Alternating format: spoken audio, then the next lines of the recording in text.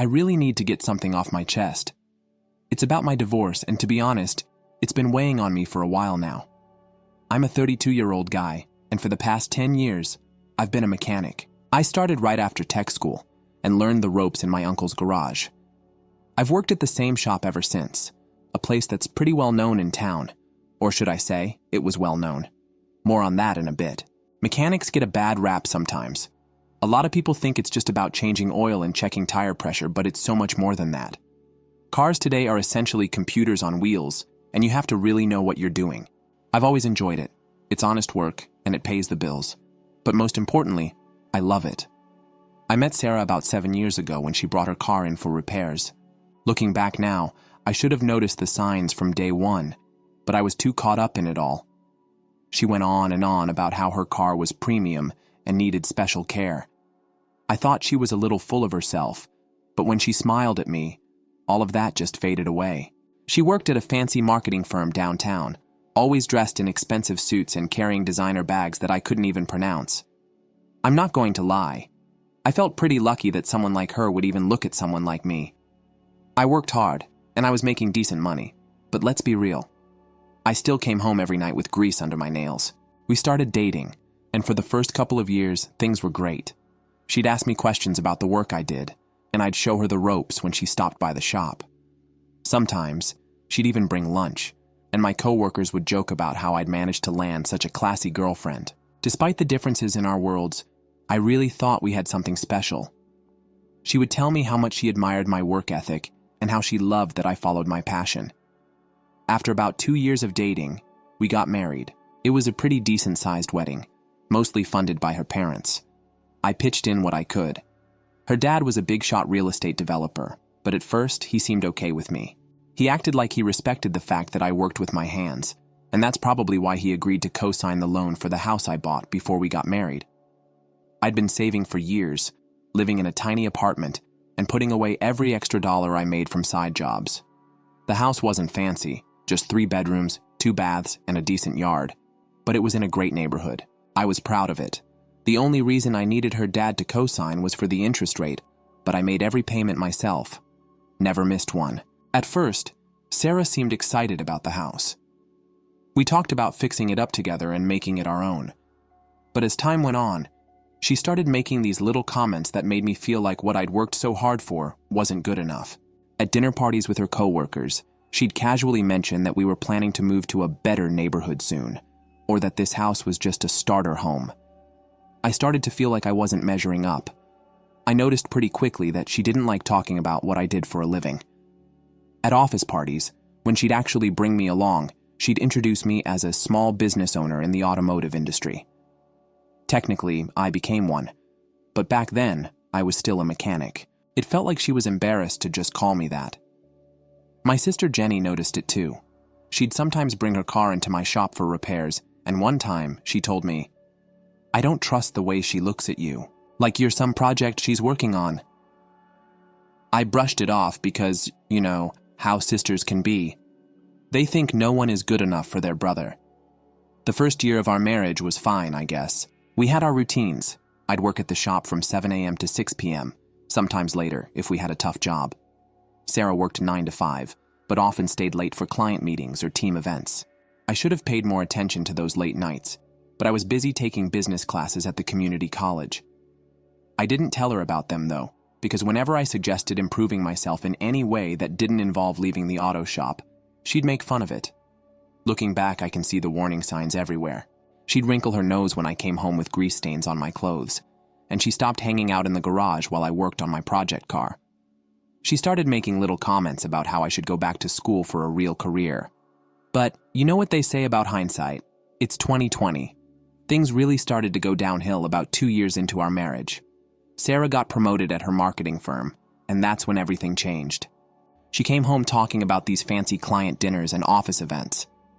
And she started mentioning this guy, Mark, who'd helped her get the promotion. I remember one night, she came home super late, around 11 p.m., wearing a dress I'd never seen before. When I asked her about it, she said they'd had an emergency client meeting, and she had to go shopping for appropriate clothes. I felt like an idiot for even asking. That was also when she started making strange comments about the house. Her dad would come over for dinner, and they'd talk about property values and how I was holding Sarah back by not wanting to move to a fancier neighborhood. And this was in front of me, at our dinner table.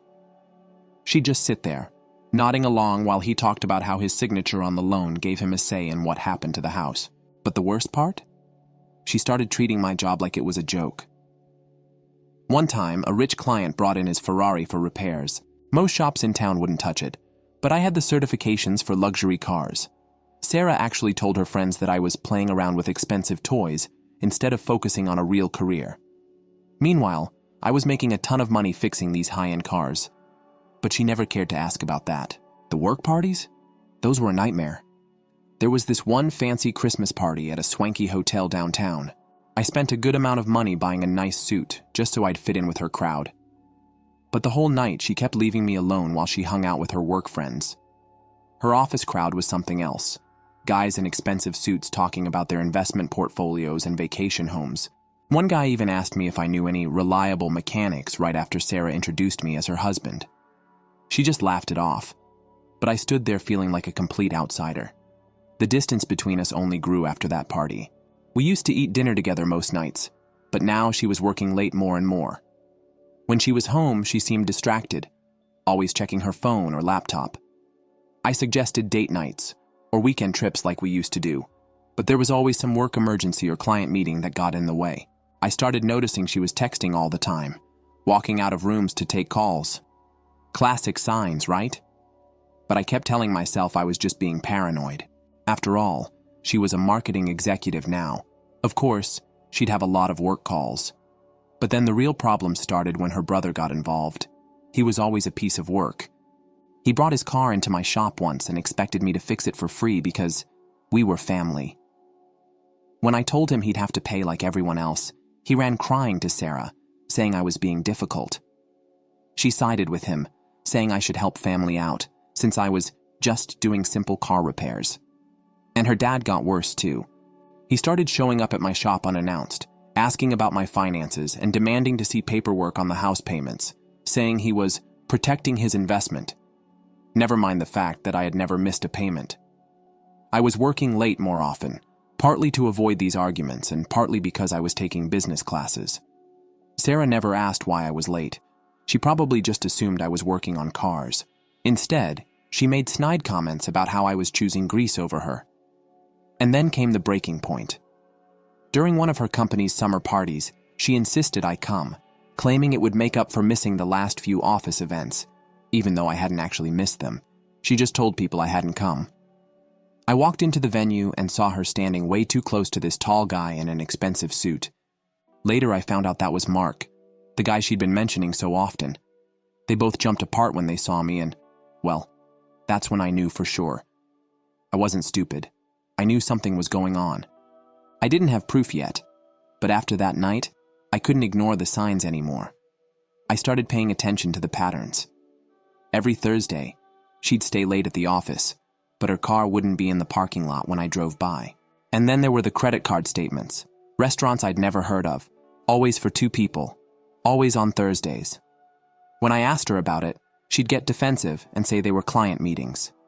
Funny how those client meetings always happened at romantic restaurants downtown. It wasn't long before I found the real proof. The real kicker came one day when I checked the mail and found an envelope from a jewelry store downtown. It was one of those places where everything costs more than my first car. Inside was a receipt for a men's watch, and the thing is, my birthday wasn't anywhere near. Sarah had never bought me jewelry before. She always said that stuff wasn't practical for a mechanic, and yet here I was holding this receipt. I didn't want to believe it, but when I confronted Sarah about it, she turned everything around on me. She accused me of being insecure, of controlling her. Every time I'd bring up something that didn't add up, she'd give me this look like I was just a paranoid idiot. The more I pushed, the further she pulled away. She started spending even more time at the office, and I started noticing her being more secretive, texting all the time, leaving the room to take calls. The signs were all there, but I kept telling myself I was just being dramatic. But it became impossible to ignore when Amy, one of Sarah's co-workers, came into my shop for an oil change. She seemed a little surprised to see me, and then she dropped the bomb. She said something like, "Oh, I thought you two already split up." I froze. I asked her what she meant, and she told me that everyone at the office knew about Sarah and Mark's special lunches, and that Sarah had been telling people at work that we were separated and living apart. Meanwhile, I was still coming home every night, cooking dinner, paying the bills, and finding every excuse to avoid the confrontation I knew was inevitable. The worst part? She had even taken off her wedding ring at work, saying it didn't match her professional image. It's hard to describe the feeling of finding out that your whole life, your whole relationship, has been a lie. Those memories we'd made together, the times I defended her to my family when they said she was changing, it all started to feel like a joke. Every time I'd wait up for her, every time I'd ignore the red flags, it all felt so tainted. I started collecting evidence. I knew our marriage was over, but I wasn't going to let her steamroll me the way she always had. I enlisted the help of a friend of mine who's a cop, and he helped me put a system together. I started documenting dates, times, suspicious charges on the credit card, and screenshots of her locations showing she wasn't where she claimed to be. Every new piece of evidence felt like another nail in the coffin of our marriage, but at least now, I was the one holding the hammer. Sarah and Mark had this whole system worked out. She'd tell me she was attending weekend marketing conferences, but I'd find receipts for expensive hotels where she and Mark had stayed together.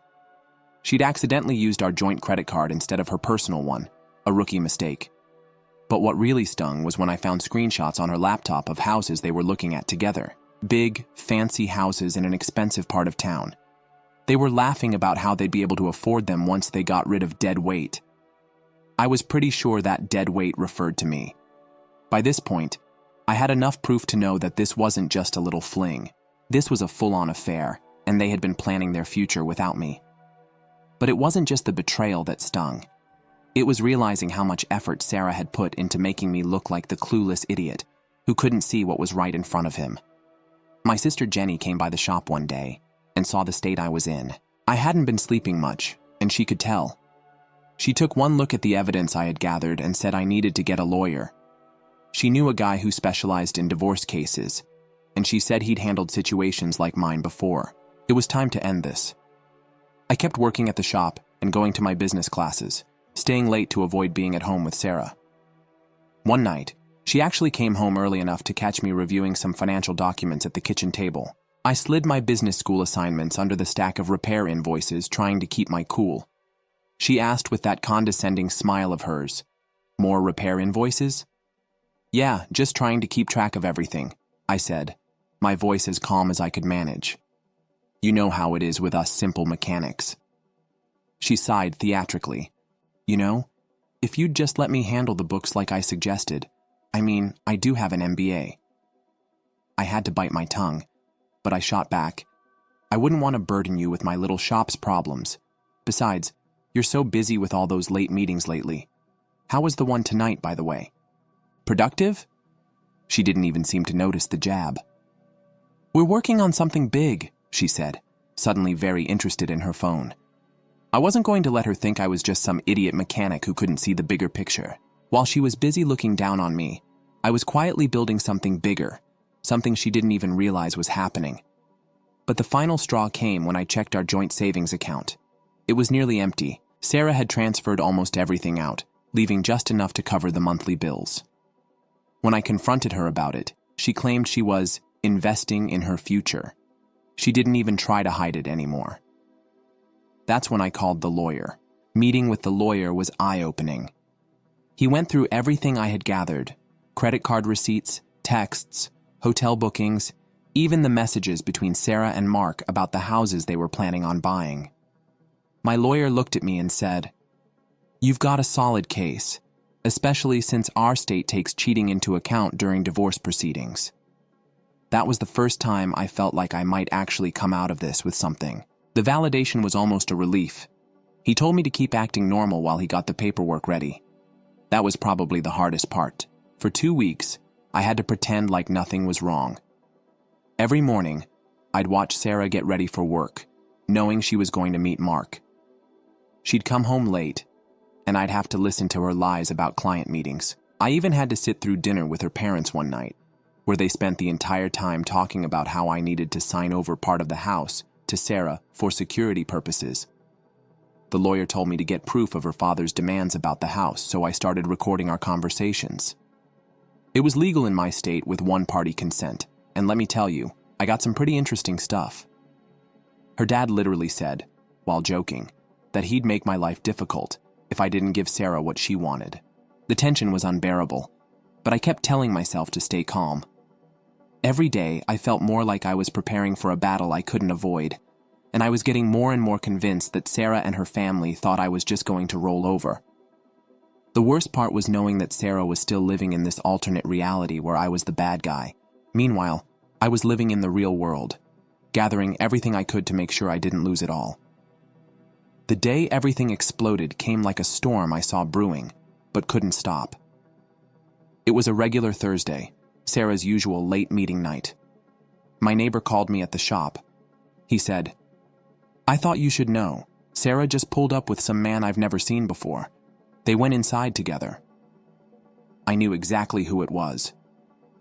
My hands didn't shake when I drove home, but inside I was calm. Surprisingly calm. You know that feeling when you've been living in denial for so long, and then, when it all hits, you're not shocked anymore? You're just done. I parked the car and walked in, and there they were, standing in the kitchen. Sarah and Mark. He had his hands on her waist. The look on her face when she saw me standing there will stay with me forever. She was stunned for a second, but then that look turned into anger. "Get out," I said quietly, keeping my voice level. "Both of you, now." Sarah tried to argue. "This is my house too," she said, but I couldn't even care about her words anymore. I was done being the nice guy. "This house," I said, "I paid for. You have 30 minutes to pack a bag and leave." Mark slipped out without saying a word, and Sarah started screaming at me about her rights. It was almost like she thought I'd be apologetic or that I'd cave, but I wasn't having it. I stayed calm, even though inside I was seething. I didn't want to let her know how much this was hurting. It was time to end it. About 20 minutes later, Sarah called her father. Of course, he showed up with her brother, Tommy. They came screeching into the driveway like they owned the place. Her dad tried to push past me, shouting that it was his daughter's house too. And Tommy was right behind him, puffing up like he was ready for a fight.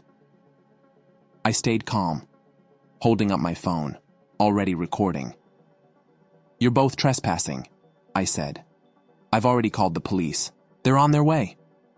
Her dad kept waving around a folder of papers, shouting about how he had co-signed the loan. But I didn't care. I wasn't backing down this time. "Your daughter's been cheating on me for months," I said loudly enough for the neighbors to hear. "I have proof of everything. The hotel receipts, the messages. You really want to do this here in public?" That was when the cops showed up. I had the local PD's number on speed dial, and it didn't take long for them to arrive. As soon as Tommy saw the officers walking toward the house, he stopped in his tracks. It's funny how quickly someone's attitude changes when they realize they're about to catch a breaking and entering charge. The next hour was strangely quiet. Sarah packed her bags while the police supervised her. Her dad and brother just stood by their car, looking less confident by the minute. As Sarah walked out, she tried one last time to get to me. "You'll regret this," she said. "You have no idea what you're doing." I just smiled at her, though it wasn't a smile of victory. It was one of finality.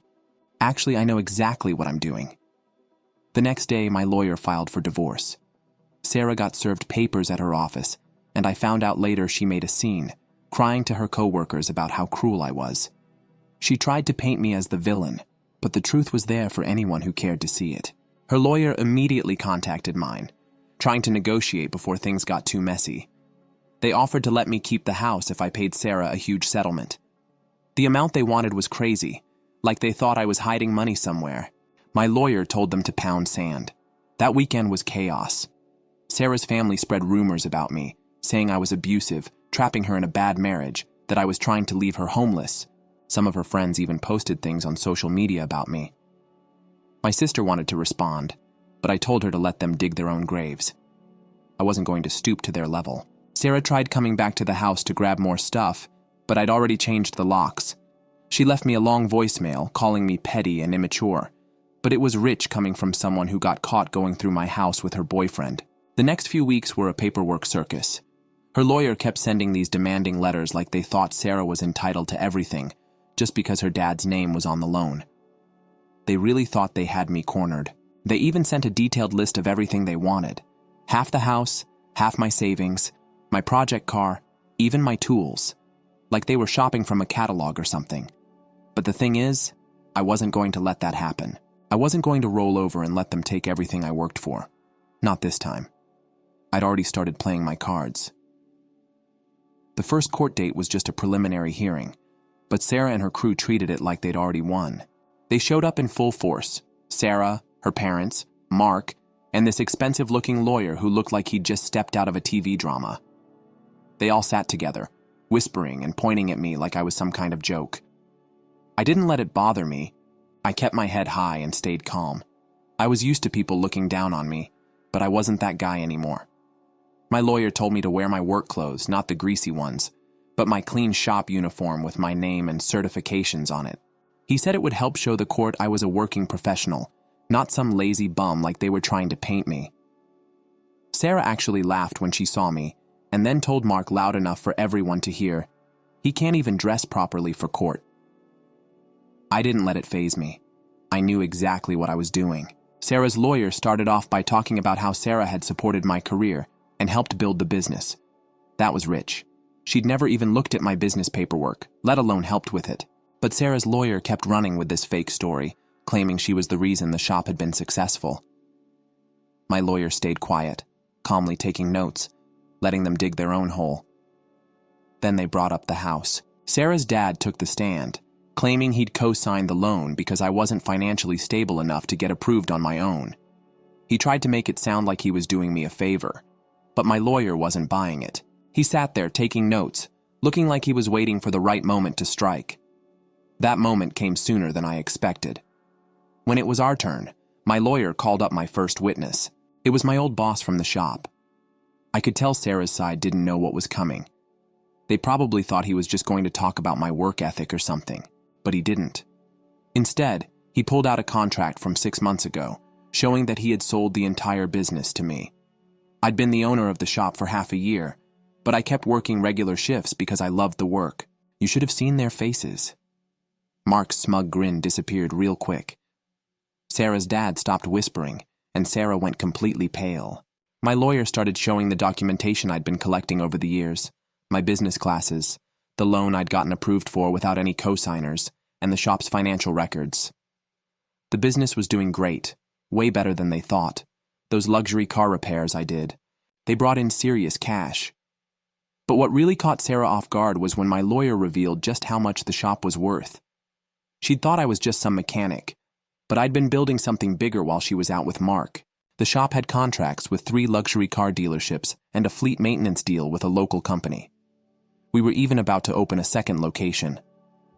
When Sarah heard all of this, she jumped up, trying to interrupt, demanding half the business. She claimed that since we were married when I bought it, she was entitled to it. That's when my lawyer pulled out the purchase agreement, dated 2 weeks before I found out about her affair. I paid for the whole thing with my own savings and a business loan in my name only. The judge asked Sarah why. If she was so involved in the business like she claimed, she never knew about the sale. Sarah's lawyer tried to spin some story about me hiding assets, but my lawyer shot that down immediately. We had the proof. Sarah had been with Mark the day I signed the purchase papers. Her dad tried to salvage something by bringing up the house loan again. But my lawyer calmly showed that I'd already refinanced it and got approved without needing him as a co-signer. He hadn't been on the loan for months. I had done everything myself. It was around this time that chaos erupted in the hallway. Sarah was screaming at her lawyer, saying they should have investigated my finances better. Mark disappeared completely, probably realizing that he wasn't about to get rich off Sarah's affair. Sarah's brother was on his phone, calling someone, frantically trying to figure out how to salvage something from this mess. Meanwhile, their mom was trying to calm everyone down, but it was clear things were falling apart for them. The best part came when Sarah's dad, red-faced with frustration, yelled at his lawyer, saying they should have hired a private investigator. My lawyer caught it all on video. I made sure to record everything from now on. If they wanted to play dirty, I could do that too. When we got back into the courtroom, Sarah's whole attitude shifted. She suddenly started crying, telling the judge how she had always believed in my dreams and supported my business goals. She even tried to claim she had given up better job opportunities to stay in town and help me succeed, but the judge wasn't having it. He sat there, unimpressed. Sarah's lawyer tried a new angle, claiming that Sarah's emotional support was crucial to my business's success, and asking for a percentage of the shop's value as compensation for her contributions. My lawyer responded by playing recordings of Sarah making fun of my work, calling me a grease monkey, and telling Mark how embarrassed she was about my job. And that's when the bombshell hit. A random guy in a suit stood up. Turns out, it was Mark's lawyer. He started talking about how Mark had no knowledge of the situation's complexity and wanted to distance himself from any financial discussions. Sarah looked like she'd been slapped. She wasn't expecting that. The final ruling came down after a few more rounds of testimony.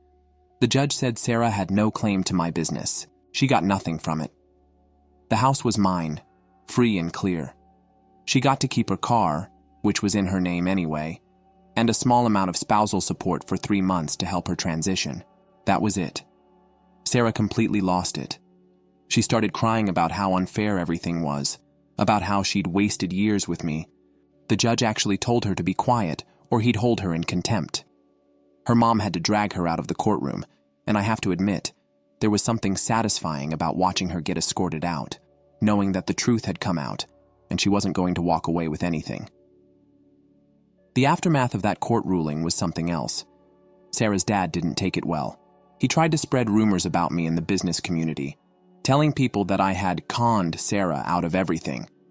But it backfired big time. It turns out, other shop owners already knew I had bought the business. Some of them were even clients of mine, and they had seen the court documents. It didn't take long for word to spread, and Sarah's dad quickly realized that trying to tarnish my reputation wasn't going to work. In fact, my shop's reputation got better. People loved that the owner still worked on cars himself. The business started getting more high-end clients who wanted someone who knew what they were doing, not just a businessman who bought a garage. One of the best things that came out of this whole ordeal was watching my business thrive. As for Sarah, well, karma's a real thing. Remember how Mark disappeared as soon as he realized Sarah wasn't going to get rich from this? Turns out, his company had strict policies about workplace relationships, and someone, I'm assuming not me, sent HR a copy of the court documents showing his involvement with Sarah while she was still married. That didn't sit well with the higher-ups, and Mark got demoted and transferred to a tiny branch office in another state. He wasn't exactly living the high life anymore. And Sarah, the drama with her didn't end in court. She tried to keep her job, but the scandal had destroyed her reputation. The client she'd been handling with Mark, they requested a new team, and after that, Sarah's company didn't want anything to do with her. Eventually, she quit and tried to sue the company for creating a hostile work environment. I don't know all the details, but I do know it went nowhere fast. She was getting exactly what she deserved. Meanwhile, my shop was doing better than ever. I opened the second location I had been planning for, and business was booming. I hired a few great mechanics who actually appreciated the work, not just the paycheck. It was nice to have a team that respected what I did, and they were excited to help grow the business. I still worked alongside them, and it felt good knowing I was building something real, not just a facade. Sarah's dad tried to save face in the business community by telling people he'd mentored me, like he had anything to do with my success. But nobody bought it. All the other shop owners knew exactly what he had tried to pull with the house, and his reputation took a huge hit. People don't like working with someone who tries to steal from their own son-in-law, and it wasn't long before word spread about his shady tactics. As for the house, I had it fully renovated. I even added a beautiful new garage that was twice the size of the old one. It was everything I had worked for, and it felt amazing to see it all come together. The funny part, sometimes I'd catch Sarah driving by slowly, probably thinking about all the plans she had for the place. I knew she probably had visions of making it hers, but it wasn't going to happen. The house was mine, and I had finally made it my own. Her brother Tommy still brings his car to other shops, but he pays way more for worse service. It's honestly kind of funny to watch. He used to come into my shop expecting a discount, just because we were family. Well, that's not how it works anymore. Then came the email. A long, heartfelt message from Sarah, apologizing for everything she'd done. She said she regretted her choices, that she never meant to hurt me.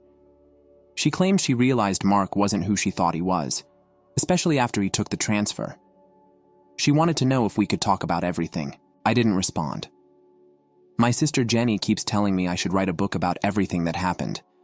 But right now, I'm too busy running my shops and doing what I love. I'm still working on cars every day, and I couldn't be prouder of where I've come from. I still wear my work uniform most days, not the greasy one, but my clean, professional one. I could wear a suit if I wanted to, but I'm damn proud of who I am and what I do. The mechanics at my shop respect me because I'm not afraid to get my hands dirty alongside them. They know I'm not just a businessman. I'm a part of the team. We just landed another major contract, and I was actually under a car doing an inspection when the clients came to sign the papers. Some of Sarah's old friends, the ones who used to mock my job, now try to get special treatment at my shop. They act like they never made fun of me for being a mechanic. I just treat them like any other customer. No need for petty revenge when success speaks for itself. The truth is, I don't need to get back at anyone. What's happened has happened, and I'm in a better place now. I'm living my life on my terms, running my business, and getting the respect I deserve. I don't need Sarah, and I certainly don't need her family. Sometimes I wonder what would have happened if I'd noticed the signs earlier, if I'd realized the truth before everything fell apart. But I don't dwell on it. I'm focused on the future now, and that future is bright. It's been a while now, and the dust has settled. Looking back, everything that happened with Sarah and her family feels like a distant memory, one I can still feel, but one I've learned to accept. I've moved on, and I've built something real for myself. But it hasn't been easy, and it definitely wasn't quick. The road to getting to this point wasn't smooth, but I've learned so much from it all. The best part, I'm finally at peace, and that's something I hadn't felt in a long time. The constant tension, the emotional roller coaster, the lies. It all weighs on you after a while. But now, I wake up every day feeling like I'm in control. My business is thriving, and more importantly, I'm doing what I love. I'm not just a mechanic, I'm an entrepreneur, a business owner. Sarah's email, the one where she apologized and tried to open the door to some kind of reconciliation? It wasn't the first time I'd heard from her since the divorce. After the ruling, she tried a few times to come back and get more of her things. She left me those voicemails about how I was petty and immature. Honestly, I didn't even listen to most of them. The last thing I needed was to get caught up in her mess again. When I finally saw the email, I just knew there was no point in responding. She made her choices, and I had made mine. I wasn't angry anymore, but I was done. I had let her drag me around for too long, and I wasn't about to go back into that cycle. She could apologize all she wanted, but I had already moved on. My life, my future, was ahead of me, and I wasn't going to let her ruin it anymore. Jenny, my sister, keeps pushing me to write a book about everything that happened, but I'm just not interested. Honestly, I don't need to relive any of it in that way. The real victory is that I'm doing well now. My business is thriving, and I'm finally building the life I always wanted, not just the one that everyone else expected me to have. I work alongside my mechanics, getting my hands dirty, and I'm proud of that. I could wear a suit if I wanted to, but this life, the one I've built with my own sweat and hard work, is more than enough for me. It's not about getting revenge, though. What I've learned is that success is the best kind of revenge. I don't need to prove anything to Sarah, her family, or anyone else. What they thought of me doesn't matter. What matters is that I've created something solid. I've built a business that I can be proud of, and I'm surrounded by people who respect me for who I am, not who they think I should be. As for Sarah, I'm sure she's moved on too, or at least she's trying to. She doesn't really cross my mind anymore. I hear things here and there, little whispers, but they don't affect me. She made her bed, and now she has to lie in it. I'm not going to waste any more energy on her. Sometimes I'll see her drive by the shop or the house, probably wondering how everything turned out this way. She had plans, I'm sure. She thought she could have it all: the career, the fancy house, and someone who would just follow her lead. But the thing is, you can't build a life on lies and manipulation. In the end, she lost more than just me. She lost respect, dignity, and the things that actually matter in life. I've learned a lot from all of this. It's made me stronger. It's made me realize that I don't need anyone else to define my worth. I'm enough, just as I am. I'm proud of what I've built, and I'm proud of who I've become. The best revenge is living well, and that's exactly what I'm doing now. I don't need a fancy house, a corporate job, or a designer bag to feel successful. I just need my hands, my skills, and the satisfaction of knowing that I built something real from the ground up. That's worth more than anything Sarah could ever take from me. And that's how I know I've won. Because at the end of the day, I've got everything I need. My peace, my pride, and my future. I don't need anything else. Story 2. Caught my girlfriend boasting about cheating with my best friend is the headline of this article. They lost everything, and now I'm with his girlfriend. Hello everyone. Prior to the start of today's video, I need your assistance. One of the greatest ways you can help us out is to subscribe, since we've observed the channel is losing some of its popularity. It's simple, free, and helps us continue to provide you with amazing content. Your assistance is much appreciated. Together, let's continue to build this channel. Many thanks. Let's begin the video now. Alright, Reddit. I'm a 27-year-old man who has to write this down someplace, because I'm now unable to discuss it with anyone in person. I'm typing this with trembling hands, but whatever. I've been dating this 24-year-old woman, Amy, for the past 2 years. She and I met at an upscale coffee shop close to my office building. This is the finance firm where I work. Since she could view this post, I won't mention which one. While completing her master's degree in marketing or whatever, she was employed there as a barista. To be honest, when I first saw her, I felt she was much beyond my level. She seemed to constantly recall everyone's instructions and had a flawless grin. A big caramel latte with an additional shot was what I had. Yes, I am aware of the basics. LOL, and before I reached the counter, she would have everything prepared. On most days as she made beverages, we would discuss unrelated topics, her lessons and my tedious work stories. Nothing extraordinary. The parents of my family operate a large investment company in the heart of the city. Since I was around 12 years old, they have been pressuring me to carry on the family tradition. I completed the private school process and graduated from a reputable institution with a degree in finance. To show that I could succeed on my own, though, I went and took a job at one of their rival companies. That one made Dad very angry, LOL. Compared to the girls I often met at work or at my parents' upscale business gatherings, Amy was completely different. They were constantly attempting to win favor with my family or obtain anything from me. However, Amy genuinely paid attention when I spoke, recalled tidbits of information about topics I had brought up weeks prior, and appeared to genuinely care about my opinions. She made no effort to conceal the fact that she was from a typical household. Her mother works at a dentist's office, while her father teaches high school. She was working at the coffee shop and taking on some side projects in web marketing to pay for graduate school. Her work ethic was something I greatly admired. Do you know, we established a routine where I would get at work just before the 8:15 morning rush, and she would always find time to talk for a few minutes, even when things were getting busy. I would gripe about my boss's obsession with Comic Sans and presentation slides, while she would tell me about her crazy clients, or this professor who was being mean to her. In retrospect, I should have seen that something was strange about her involvement in my circle of friends, particularly my 26-year-old closest buddy, Jake. She would often comment on how awesome it was that he was working on starting his own gym, or inquire if he would be attending any events we planned. I assumed at the time that she was only being cordial and helpful to my closest buddy, but I was a fool guy. I've known Jake since high school. Together we played football. He was good, really. I simply ended up at the same college after warming the bench. We've been almost brothers ever since he lived with me for 4 years. He's the type of man that befriends everyone, is extremely gregarious, constantly organizes things, and can be really charming when he wants to be. Jake was strangely thrilled when I told him about Amy and insisted that I ask her out since she seemed like the right person for me, offering to assist in organizing events and dates. I believed that he was only attempting to be a nice friend by helping his friend who is socially shy find a girlfriend. After frequenting Amy's coffee shop for almost 3 months, I eventually asked her out. Was somewhat anxious about it. I had this entire speech prepared, but I just ended up rambling, want a fool as she handed me my coffee.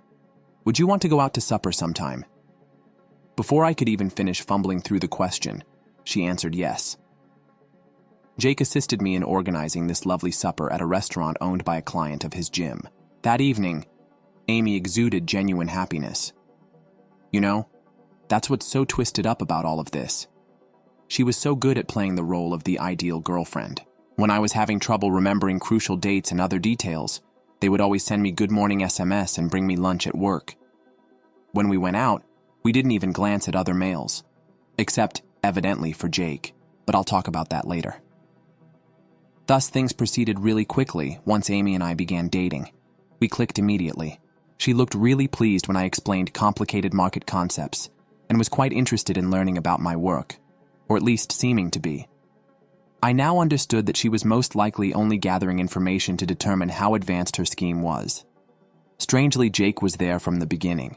In retrospect, he frequently visited the coffee shop when Amy was at work. Claimed to be seeing clients there, but he would frequently stop by her counter to discuss his ideas for the gym. The fact that my closest buddy and girlfriend got along so well truly impressed me. Yes, I am aware that I am a fool. This gathering at my house was the first warning sign that I completely overlooked. About 3 months have passed. When I returned from grabbing food in the kitchen, Jake was using his phone to show Amy his training videos. She was glued to his screen, and they were seated very close. They all fell apart when they saw me, and Amy began to inquire about my day. Extremely noisy. I'm a fool. I assumed she was only being courteous. Jake began asking us to everything once we watched his videos of his improvement at the gym. Movie evenings and fitness activities. Beach excursions. We had to be there for a reason every time. These hangouts would make Amy very happy. She was always inquiring about Jake's opinion of her attire and whether he would find any food she brought impressive. I assumed she was only attempting to win over my buddies. About half a year later.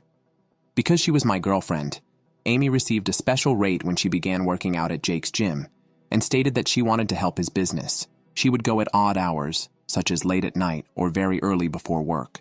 Said that those hours were the only ones that fit into her schedule. Jake is contacting her in the meanwhile regarding dietary plans, form checks, and other things. My coworker once saw them eating lunch together at this cafe close to my workplace. Amy told me that she accidentally ran into Jake, and they simply grabbed a short snack when I questioned her about it. Jake supported her account by claiming that he ran into her there while meeting a customer. They were prepared with this entire explanation. The portion that's truly messed up.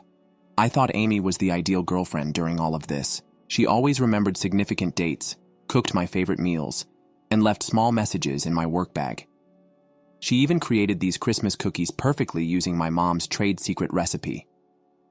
She was adored by my parents. Mom was already discussing potential wedding locations. I'm sorry, Mother. She didn't feel any kind of attachment to us. It was difficult to ask her about the strange connection between her and Jake, because she was always there for me when I needed her. In particular, Jake's girlfriend. She won over everyone when I introduced her to my coworkers. Extremely professional at office gatherings, skilled at interacting with senior partners, and occasionally even assisted me in creating presentations. After meeting her, my supervisor claimed I was more focused and put together, so he started giving me better tasks. Jake was constantly complimenting me on my good fortune. You've come a long way from your ex, bro. Additionally, Amy will greatly advance your career. Such things. He had said she was a potential wife, therefore I should take it seriously. They were most likely making fun of me behind my back in the meanwhile. In about the 8th month, I even began to look at rings. Jake said he's an expert on what females want from his gym clientele, so he accompanied me to the jewelry store. At my birthday celebration, there was this one strange moment. Amy dressed up much more than was necessary for a laid-back house gathering. She repeatedly bumped into Jake in the kitchen while attempting to get him to notice her attire. Chris, a buddy, asked me whether I felt something was wrong after noticing. I vigorously defended them, claiming that Chris was seeing things that weren't there and that they were like siblings. Began to see that Amy would prepare for the gym as though she were heading to a picture session. Complete makeup. Exercise sets that match. She was constantly adjusting her hair. Said that because she was seeing one of Jake's buddies, she wanted to appear professional. Jake said that his gym needed to maintain a particular image, so she even purchased new training attire. We went on several double dates with Jake and his girlfriend Lisa. After calm, Amy would act strangely, and Moody said that it was simply exhaustion from work or studying. I excused myself when Lisa saw how much Amy was looking at Jake, said that Amy was most likely simply dozing off due to her stress from graduate school. However, Amy started acting rather strange around 6 months ago. It was as though a switch had been flicked. It started with little things. It would take her ages to respond to the text, began calling off our lunch appointments, claiming she needed to work more hours or study. However, at those very moments, I would see her sharing gym pics on Instagram. She also became quite possessive of her phone, as if I were to walk behind her while she was texting, she would actually jump. She carried it with her everywhere, even to the restroom, and kept it face down on the table. I once scooped it up after it dropped out of her pocket. Before I could even give it to her, she basically grabbed it out of my hands, claimed to have confidential business emails. She didn't want anybody to unintentionally notice. Instead, she gave up attempting to schedule anything with me. It became extremely intense at the gym. Before, she might have gone 3 times a week, but now she went every day, occasionally twice. When Jake was working, it had to be. Said that he was the only trainer that could relate to her fitness objectives or whatever. She would claim to have taken a shower at the gym because she had to rush to study group after arriving home quite late with damp hair. Jake's behavior changed. 2 used to often email me about unrelated topics. Then he became rather aloof, stopped attending our basketball games every week. I would see him sharing stories from bars and parties, but he always had an explanation about training customers. I didn't get the invitation. They never shared any photos of themselves together, but Amy was always in the backdrop of these images. I had this work party, and one pretty strange thing happened. Amy was expected to arrive. She always showed up for my job since she understood how crucial it was to my career.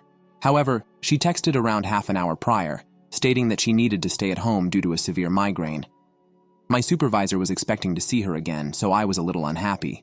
But whatever, we all get ill, don't we? My coworker gave me this backdrop gym tale that his girlfriend had posted when I was alone at this dull party. Amy and Jake can be seen exercising together. Later, when I questioned her about it, Jake was helping her by training her at the last minute, and she had an entire tale said about how exercise relieves her migraines. She even became upset with me for not advocating for her well-being. She also began to dress differently, similar to before. She was usually rather informal, sweaters and jeans, typical fare. But all of a sudden, she's purchasing expensive fitness attire and tight gowns. Said that in order to succeed in her future marketing position, she needed to seem more polished.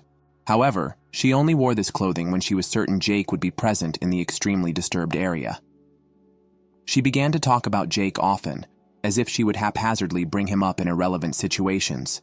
She would say, "Oh," Jake said, "this new Netflix show is really good," while we were discussing what to watch. Alternatively, Jake believes that Marvel films are becoming monotonous. When had she become so interested in Jake's film opinions?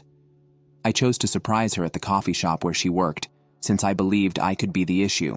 She had been under a lot of stress lately, so I came there at 3:30 with flowers because she typically works till 4. However, according to her coworker, she departed at 2 because she wasn't feeling well. Concerned, I contacted her, but the call went straight to voicemail. Jake is just barely visible in the mirror behind her when she shares this gym selfie later. She removed the post after I questioned her about it, claiming that her coworker must have misunderstood her schedule. The justification for learning grew stale. Although her Snapchat location indicated that she was in Jake's gym, she would claim to have been at the library till late. She became quite defensive when I brought this up, accusing me of being controlling and stalking her. Made me think that inquiring about it was ridiculous. Something was wrong. Even my mother noticed. She stopped answering her mom's texts, always claiming she was too busy with graduate school, although Amy used to text her often, asking for recipes and other things. However, she managed to spend around 2 minutes commenting on each and every one of Jake's Instagram postings. I became quite insecure, which is completely out of character for me. In an effort to be in better condition, I also started going to the gym more frequently. Amy was hardly aware. "Oh, that's lovely," she would simply remark. She didn't even raise her head from her phone. However, she would actually pause in the middle of a conversation to like and remark on a shirtless gym photo that Jake posted. All the indicators were choking me at that point, so I made the decision to take action. That afternoon, I wasn't even meant to be at home. I thought I may as well have coffee before returning from a work-related event that was abruptly canceled. I made my way to my vehicle. Then Amy's voice reached my ears. It began at a cafe close to my workplace. I didn't recognize the group of people she was seated with. They were most likely her co-workers. Her presence wasn't strange, but something about her quiet, almost reticent tone of voice stopped me cold. I don't usually eavesdrop, but for some reason I stopped. Amy was chatting loudly and giggling about how pitiful it was that she was the center of attention for everyone at my workplace. Said that my female co-workers were envious, and that every time she came to visit, the boys couldn't stop gazing. She continued giggling, as if it were all a great joke, discussing their bizarre chemistry and how Jake was much more interesting, but also rather stupid. In contrast to me, how I seemed excellent on paper and was safe. Her true interest, though, was Jake, as well as her pals. They were laughing, joking, and demanding information on their workouts, as if it were some drama from a reality show. I was trembling as I entered that cafe. Amy spotted me right away. Her expression hardly changed, just a moment of surprise, before she forced a phony grin. "What are you doing here, baby?" She spoke far too loudly, as if this were completely typical. Amy's companions froze with wide eyes. She burst out laughing as if I had interrupted the most hilarious exchange of words. "We were only making jokes. Girls are like that. We say the most bizarre things." Jokingly, I just gazed at her. "So while you play around with Jake, you're not really labeling me a dull placeholder?" Suddenly extremely interested in their phones, her pals began to clumsily assemble their belongings. Amy continued to act like that. She continued to force a giggle as she replied, "Oh my God, you're so sensitive." "Really?" It was simply female chat. Nothing more. Not a huge deal. There. I didn't argue. I just replied, "Yeah," as I wasn't going to let her perform. Not a huge deal. I then left. There was silence on the way home. She hardly gave me a glance, instead gazing out the window as if I had something to explain. She flipped as soon as we entered. "It's unbelievable that you created such a setting." She lost her temper. "I was humiliated by you." I shook my head and laughed a little. "Embarrassed you?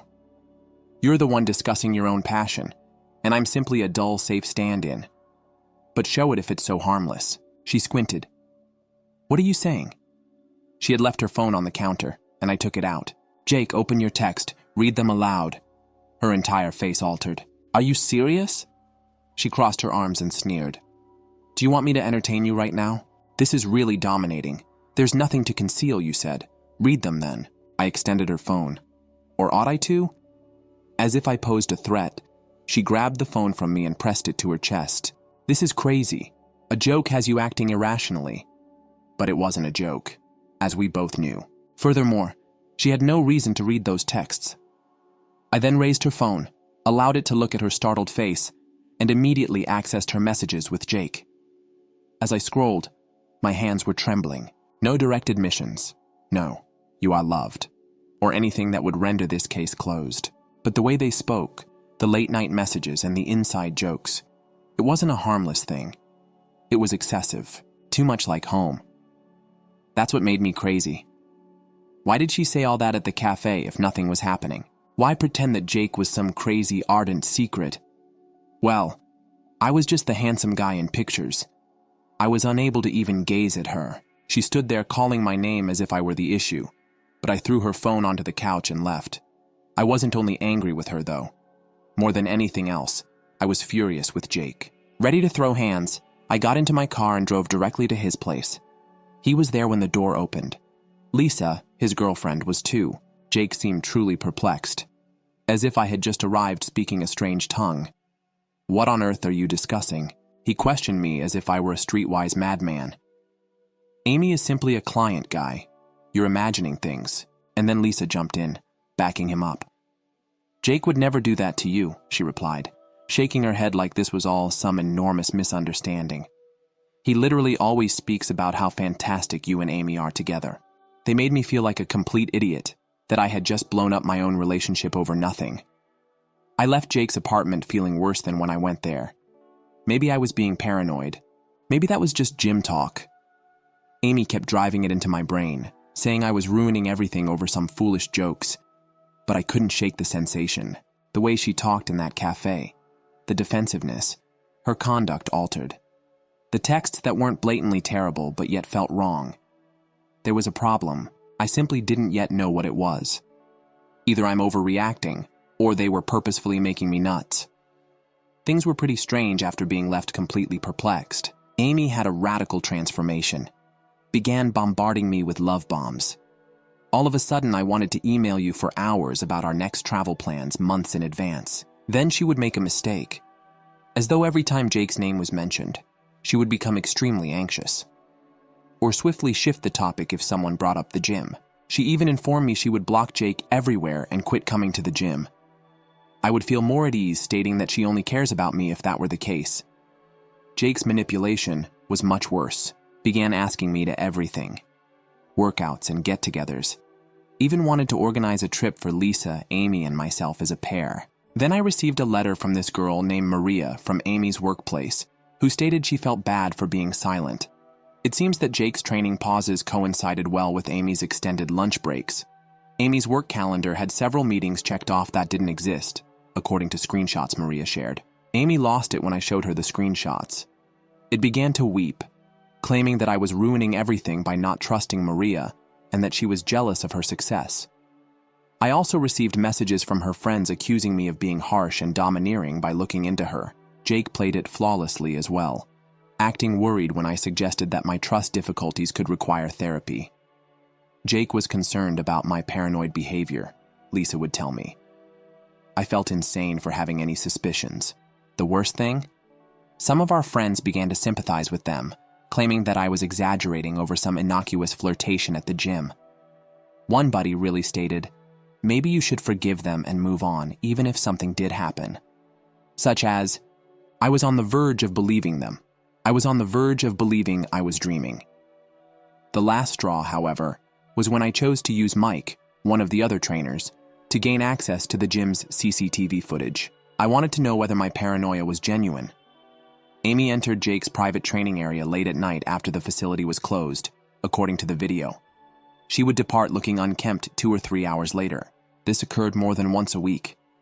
When I made another attempt to confront her, she claimed that I was sexualizing innocent workouts while they were engaged in rigorous training sessions. Jake fully supported her account, stating that several people arrived for individual instruction after hours. Lisa went so far as to defend him, claiming that Jake was too professional to play around with customers. Everyone thought I was going crazy because of them. It goes without saying that I felt that was total bullshit. I spent almost 2 hours that night sitting in my car thinking, have I realized something? Whether they were hooking up was no longer important. There was no longer any trust. When I heard Amy disparaging my name, I became horrified with her. I was becoming someone that I didn't like, looking at surveillance video and checking phones, doubting everything, unable to fall asleep, unable to concentrate at work. Every time my phone buzzed, I jumped. I decided then and there. It was over when I texted Amy, said that I could no longer be with someone I didn't trust. Before she could reply, I blocked her number. Blocked Jake as well. Didn't even attempt to explain the reason. I instructed my doorman to keep both of them out of my flat. I received this email from a blank account 3 days after I ended my relationship with Amy. Only a Google Drive folder URL. At this point, what did I have to lose, guys? I nearly deleted it because I thought it was spam, but the subject line showed that Jake and Amy clicked it. Everything was in this folder. Hundreds of screenshots from more than a year ago showing Jake's private communications with his gym friends. Security camera footage, gym footage, and even audio recordings of their chats in his office. It turns out that there were other trainers who shared Mike's suspicions. The true story was revealed in the mails. Since the day I introduced them, Jake had been completely enamored with Amy. He would text his pals to say that he had to have her and that it was agonizing to see her with me. Guy was actually keeping track of her workout routine and modifying his training sessions to coincide with hers. The most crazy aspect, despite what Amy boasted to her pals, she wasn't the one chasing him. Everything had been manipulated by Jake from the beginning. He would say things like, "We have this special connection, and he doesn't understand you like I do." Traditional predatory material. He boasted in several of the messages about how he was gradually making Amy hate me. When she became furious, he would seem all supportive while fabricating stories about me chatting to other females at work. Would chuckle about kidnapping his best friend's girl and email his pals screenshots of our texts. Worse was the security footage. Jake is seen following Amy around the gym, always looking for excuses to observe her exercises or assess her form. If other trainers spoke to her, he would get quite protective, instructed the front desk staff to notify him each time she checked in. However, Jake was playing both sides flawlessly. He would write me lengthy texts expressing his concern over Amy's inappropriate behavior at the gym, giving the impression that she was the source of the issues. As he watches me go crazy and tries to understand what's going on, he's telling his pals how much fun it is. Lisa didn't know. At night, Jake would really get out of bed and message Amy to express his desire for her. Without Amy's knowledge, he would show his gym buddies footage of her working out and referred to her as his future bride. While preparing his proposal to Lisa, he discovered in their group chat that Jake had already done this. Jokes about how this was simpler than the prior time were included in the communications, because he had the ideal cover as my best buddy. It seems that he has used the same tactic with his friends' women, first becoming close to the encouraging friend, and then gradually controlling them. Amy wasn't blameless in all of this. She gradually began to comply, taking pleasure in the attention and drama, according to the messages. Jake was obviously the genius, though. Before Lisa claimed she attempted alerting other females about Jake, he always managed to spin it as though she was insane and envious. The anonymous email turned out to be from Jake's ex. After witnessing him begin the same pattern with Amy, she had been collecting evidence for months and gave it all to Lisa. She had a right to know what sort of man she was standing up for. Jake's entire persona as a flawless trainer was a farce. He wasn't a diligent, self-made individual. He was only snooping on his clients' girlfriends and expanding his clientele by exploiting her dad's contacts at the gym. What's the worst? I had faith in him. We were more than simply workout partners. In fact, I thought of him as a buddy. When he was accused of being arrogant, I spoke up for him. I believed he was solid, so I let him coach Amy, someone who supported me. As he chased after my girlfriend behind it, it turned apparent that he was grinning in my face. I felt foolish when I saw all the tiny warning signs that I had disregarded. Amy was no longer the exclusive focus of this. This had to do with discovering that a man I thought of as a friend had been deceiving me all along. I sent Lisa everything, but I didn't hear back for almost 2 days. Then all of a sudden there were so many alerts on my phone. Lisa went crazy and shared all the proof on social media for their gym. Every eerie communication Jake sent regarding Amy. Every screenshot. Every offensive remark he made regarding his female customers. Jake's flawless image took a serious hit. His female clients all canceled right away. It turns out that he had also been discreetly filming their exercises. Extremely unlawful. On the same day, Lisa's father barred Jake from all of their gyms and closed his trainer account. The finest thing, though, was Amy learning the truth. Lisa forwarded her all the texts that demonstrated how Jake had taken advantage of her, including the ones in which he labeled her easily manipulated and made fun of her for genuinely thinking he would leave her for her. Screenshots of him explaining to his fellow gym patrons that he was gathering a female from another pal for his trophy wall. Amy went totally crazy, like a complete meltdown, began yelling as they arrived at Jake's apartment that he had promised to be with them. She had to be taken out twice by security. Until Jake's attorney ordered her to stop, she continued to publish lengthy tirades about their genuine love on Instagram. This is when things start to get interesting. Began receiving texts from Jake's former pals. It seems that he had done the same thing with 3 other pals. While gradually controlling their girlfriends, girlfriends would pose as the encouraging best friend. Once he was discovered to have this entire system, he proceeded to ghost everyone. He would go for buddies who had something to prove and had gorgeous women, similar to Amy's attempt to blend in with my finance world. He would gradually persuade them that their lover was preventing them from moving on by playing the sympathetic buddy. Then hook them with that insecurity. Lisa is taking charge of matters such as a boss who reported the illegal gym recordings, informed all of their common acquaintances about his actions, and even forewarned his new gym about his past. She really contacted me last week, asking to compare notes on all of his falsehoods and get coffee. It felt strange at first to meet Lisa for coffee, but it worked out wonderfully. We discussed all the warning signs we overlooked for hours. Ended up attending supper as well.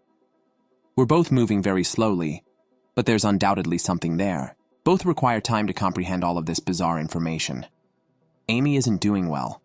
Honestly, the screenshots indicate that once Jake hooked her, she was quite into the whole thing. She attempted to message me a lengthy apologies for being duped. She cherished the attention and the drama.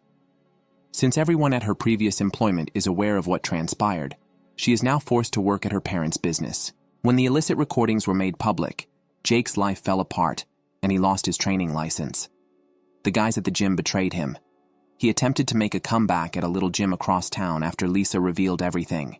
However, after seeing Lisa's article, the owner was dismissed by his daughter. The most bizarre aspect? There are now more girls coming forward. For years, Jake has been doing this. His buddies' girls are his constant target, performing the same helpful buddy role all the time. On his computer, he had a vast collection of images and films from previous battles. Very eerie thing. Jake lives with his brother in a different state, as far as I've heard. Continues to share these phony gym-inspiring stories, but the fact is now well known. Despite Amy's persistent attempts to reach him, he has blocked her everywhere. I suppose that now that everyone is aware of his game, she isn't that unique. I have been spending more time with Lisa. It's good to have someone who truly knows what it was like to be duped by Jake, even if it's not serious yet. With all of this, we're both in therapy. It turns out that having someone you completely trusted betray you seriously damages your mental health. And indeed, I am here at this very moment. This will likely be my final update. Though I feel like Amy won't leave me alone, I'm going to concentrate on moving on and taking lessons from everything. The last update. Hello everyone. I'm writing this on a Hawaiian beach. I made the decision to buy a nicer engagement ring with the money I had saved after all had transpired.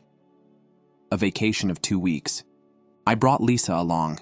Yes, that is going rather nicely. In addition to hiking and surfing, we've been enjoying our time away from the drama back home. First, a little update on everyone else. It seems like Jake works for a protein shake company in Nevada. With everything out, his Instagram following fell from 50,000 to about 500. Post these depressing, motivating sayings nonetheless. But no one is buying his phony guru act anymore. Amy relocated to a different state to live with her cousin. She attempted to launch a fitness Instagram account, but she was forced to keep it private after receiving constant comments concerning Jake's predicament.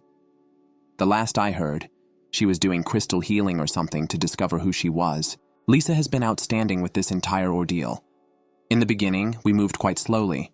Many lengthy discussions on limits and trust. You see, she understands. Both of us were duped by somebody we fully trusted. However, we are assisting one another in healing rather than allowing it to make us resentful. A humorous tale. We nearly didn't make the reservation. It was strange for them to go on vacation together so quickly. Jake then posted some nonsense about how real players never give up and decide to just muck it up. Instead of allowing him to continue to influence us, let's create some joyful memories.